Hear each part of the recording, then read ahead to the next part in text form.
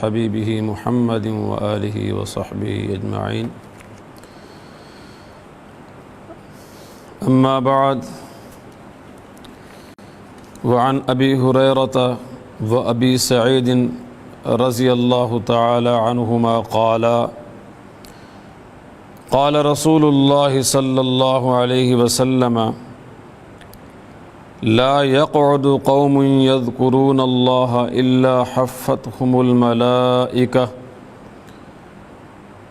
وغشيتهم الرحمة ونزلت عليهم السكينة وذكر الله في من عنده، او كما قال علیہ الصلاۃ والسلام۔ حضرت ابو ہریرہ اور حضرت ابی سعید خدری جی رضی اللہ تعالی عنہما سے روایت ہے، وہ دونوں فرماتے ہیں کہ رسول اللہ صلی اللہ علیہ وسلم نے ارشاد فرمایا کہ جو قوم اللہ کو جس وقت جب یاد کرنے کے لیے بیٹھتی ہے تو ملائکہ ان کو گھیر لیتے ہیں اور اللہ کی رحمت ان کو ڈھانپ لیتی ہے، ان پر سایہ فگن ہو جاتی ہے،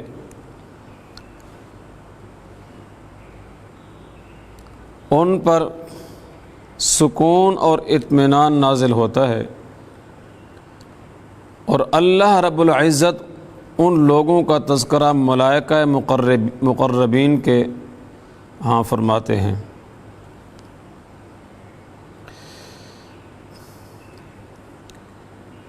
قرآن کریم میں اور احادیث رسول اللہ صلی اللہ تعالی علیہ وسلم میں متعدد جگہ بار بار ذکر اللہ کے فضائل بیان ہوئے ہیں۔ ذکر کا معنی اللہ کو یاد کرنا، اور یاد کرنا دل سے ہوتا ہے۔ ذکر مختلف صورتوں میں ہے، لسانی بھی ہے، قلبی بھی ہے، اور عملی ذکر بھی ہے۔ قرآن کریم میں اللہ رب العزت نے ارشاد فرمایا: فاذکرونی اذکرکم واشکروا لی ولا تکفرون، تم مجھے یاد کرو میں تمہیں یاد کروں گا، تم میرا شکر کرو اور ناشکری نہ کرو۔ مفسرین کرام نے فرمایا فاذکرونی، تم مجھے یاد کرو، اذکرکم، میں تمہارے اوپر رحمت اور انعامات کی بارش فرماؤں گا، انعامات کی بارش برساؤں گا اور اپنی رحمت کی بارش برساؤں گا تمہارے اوپر۔ واشکروا لی ولا تکفرون، سب سے بڑی نعمت اللہ رب العزت کی و رسول اللہ صلی اللہ تعالی علیہ وسلم کی بعثت ہے۔ گویا آپ صلی اللہ تعالی علیہ وسلم کی فرما برداری اور اتباع یہ اللہ کا شکر کا ایک جو ہے طریقہ ہے، اس نعمت کا شکر ادا کرنا ہے، اور اتباع رسالت کے دائرے سے ہٹ کر کفران نعمت ہے۔ تو فرمایا فاذکرونی اذکرکم واشکروا لی ولا تکفرون۔ اسی مضمون کو اس حدیث کے اندر بھی بیان فرمایا گیا ہے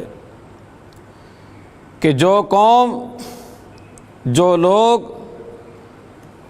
اللہ کی یاد میں مشغول ہو جاتے ہیں اجتماعی طور پہ، تو فرمایا ملائکہ ان کو گھیر لیتے ہیں۔ اللہ رب العزت نے ملائکہ کی ڈیوٹی لگائی ہے کہ وہ دنیا کے اندر جماعت در جماعت پھرتے رہتے ہیں، اور ان کی ڈیوٹی یہ ہوتی ہے کہ کچھ لوگ جو اللہ کے ذکر میں مشغول ہوں ان کی ان مجلس کے اندر جا کر شامل ہوں۔ چنانچہ احادیث میں آتا بھی ہے، پھر جب دیکھتے ہیں وہ کسی مجلس میں اللہ کی یاد ہو رہی ہے، اللہ کا ذکر ہو رہا ہے، تو وہ اس مجلس کو ڈھانپ لیتے ہیں، حتیٰ کہ اتنا جمع ہو جاتے ہیں کہ ان کا جمع ہونا آسمان تک چلا جاتا ہے۔ تو فرمایا جس مجلس میں اللہ کی یاد ہو، جو لوگ اللہ کی یاد کے اندر مشغول ہوں، تو ان مجلس والوں کو ملائکہ مقربین، اللہ کے فرشتے گھیر لیتے ہیں۔ وغاشیتہم الرحمہ، اور اللہ کی رحمت ان کو ڈھانپ لیتی ہے، ان پر سایہ فگن ہو جاتی ہے، سایہ کر لیتی ہے۔ نبی کریم صلی اللہ تعالی علیہ وسلم کا ارشاد ہے دوسری حدیث میں، فرمایا وَإِن تَقَرَّبَ إِلَيَّ شِبْرًا تَقَرَّبْتُ إِلَيْهِ ذِرَاعًا وَإِن تَقَرَّبَ إِلَيَّ ذِرَاعًا تَقَرَّبْتُ إِلَيْهِ بَاعًا وَإِن أَتَانِي يَمْشِي أَتَيْتُهُ حَرْوَلَةً وَإِن تَقَرَّبَ إِلَيَّ ذِرَاعًا، جو شخص میری طرف ایک بالشت میرے قریب ہوتا ہے تو فرمایا تقربت الیہ باعا وَإِن تَقَرَّبَ إِلَيَّ شِبْرًا تَقَرَّبْتُ إِلَيْهِ بَاعًا، کہ جو ایک بالش میری طرف آتا ہے، میرے قریب ہوتا ہے، تو میں اس کے ایک ہاتھ قریب ہو جاتا ہوں، اور جو شخص ایک ہاتھ میرے قریب ہوتا ہے تو میں 2 ہاتھ قریب ہوتا ہوں۔ اور فرمایا وَإِنْ أَتَانِي يَمْشِي أَتَيْتُهُ حَرْوَلًا، جو شخص میرے پاس چل کر آتا ہے تو میں اس کے پاس دوڑ کر جاتا ہوں، میری رحمت اس کو ڈھانپ لیتی ہے، میری رحمت اس کی طرف دوڑ کر آتی ہے۔ تو فرمایا جو لوگ اللہ کی یاد میں مشغول ہوتے ہیں تو اللہ کی رحمت ان کے اوپر سایہ فگن ہو جاتی ہے، ان کو ڈھانپ لیتی ہے۔ آگے فرمایا وَنَزَلَتْ عَلَيْهِمُ السِّكِينَةُ، ان کے اوپر اللہ کی طرف سے اطمینان اور قلبی سکون نازل ہوتا ہے۔ محدثین نے فرمایا کہ سکینہ کو جو لفظ ہے یہ اللہ کی مخصوص رحمت ہے جو صرف ذاکر کے اوپر نازل ہوتی ہے، اور اسی کو قرآن کریم نے بیان فرمایا الا بذکر اللہ تطمئن القلوب، جو اللہ کی یاد میں مشغول رہتے ہیں ان کے دل سکون حاصل کرتے ہیں۔ خوب کان کھول کے سن لو کہ اللہ کی یاد کے اندر ہی دلوں کا چین اور دلوں کا سکون ہے۔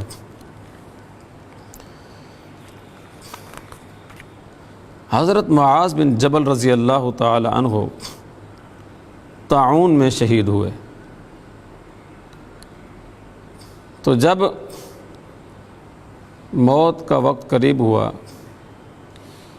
تو بار بار غشی کے دورے پڑنے لگے۔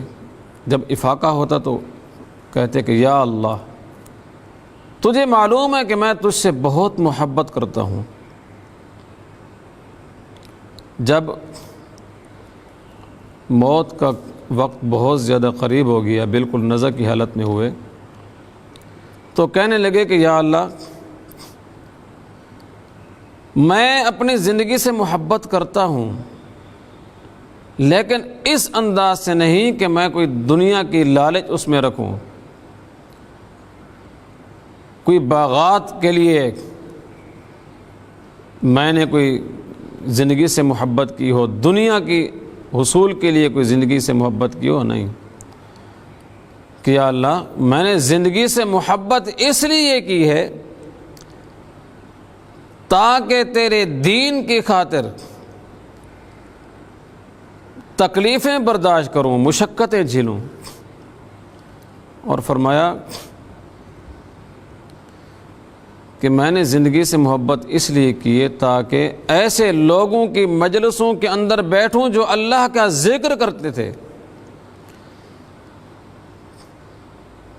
تو یہ جو اللہ کے ذکر کی مجلسیں ہیں، یہ بہت ہی قیمتی لمحات ہوتے ہیں۔ ایک حدیث شریف میں آیا کہ نبی کریم صلی اللہ تعالی علیہ وسلم نے فرمایا اذا مررتم بریاض الجنت فرتعوا، جب تم جنت کے باغوں سے گزرو تو خوب کھا پی لیا کرو۔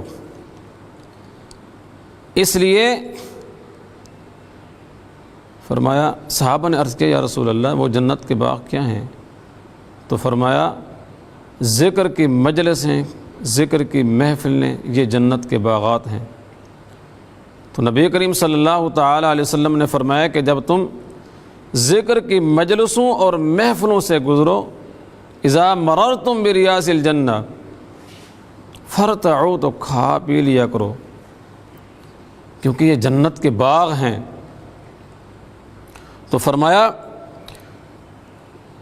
وَنَزَلَتْ عَلَيْهِمُ السِّكِينَةُ، کہ ان پر سکون اور اطمینان نازل ہوتا ہے۔ آگے فرمایا وَذَكَرَ اللَّهَ فِي مَنْ عِنْدَهُ، کہ اللہ رب العزت ان ذاکرین کا تذکرہ ملائکہ مقربین میں فرماتے ہیں۔ محدثین نے فرمایا کہ ملائکہ مقربین میں تذکرہ کرنے کا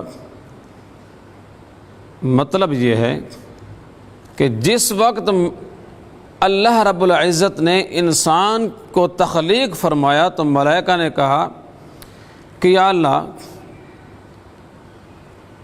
کہ آپ ایسی مخلوق کو تخلیق فرما رہے ہیں کہ جو زمین میں جا کر فساد برپا کرے گی، جو خون بہائے گی۔ تو اللہ نے فرمایا کہ جو میں جانتا ہوں وہ تم نہیں جانتے۔ تو فرمایا کہ جب اللہ کے ذکر میں مشغول ہوتے ہیں اللہ کے بندے، تو اللہ رب العزت فخر کے طور پر ملائکہ کے سامنے اس تذکرہ فرماتے ہیں کہ دیکھو کہ میرے بندے تو اللہ کی یاد میں مشغول ہیں۔ فرمایا وَذَكَرَ اللَّهَ فِي مَنْ عِنْدَهُ، اور دوسرا اس کا مطلب یہ ہے کہ چونکہ انسان کی تخلیق میں دو مادے رکھے گئے ہیں، برائی کا اور نیکی کا، دونوں کا،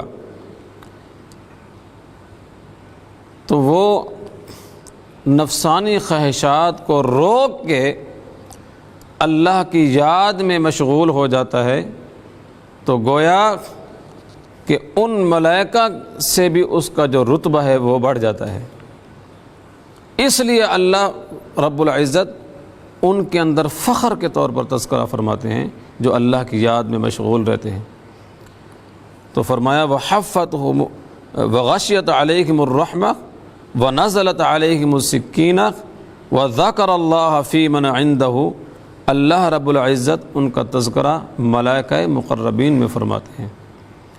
دعا ہے کہ اللہ رب العزت ہمیں اپنی یاد سے وابستہ رہنے اور اپنا ذکر کرنے کی توفیق عطا فرمائے، اور دین رسول اللہ صلی اللہ تعالی علیہ وسلم پر کما حقہ عمل کرنے کی توفیق عطا فرمائے۔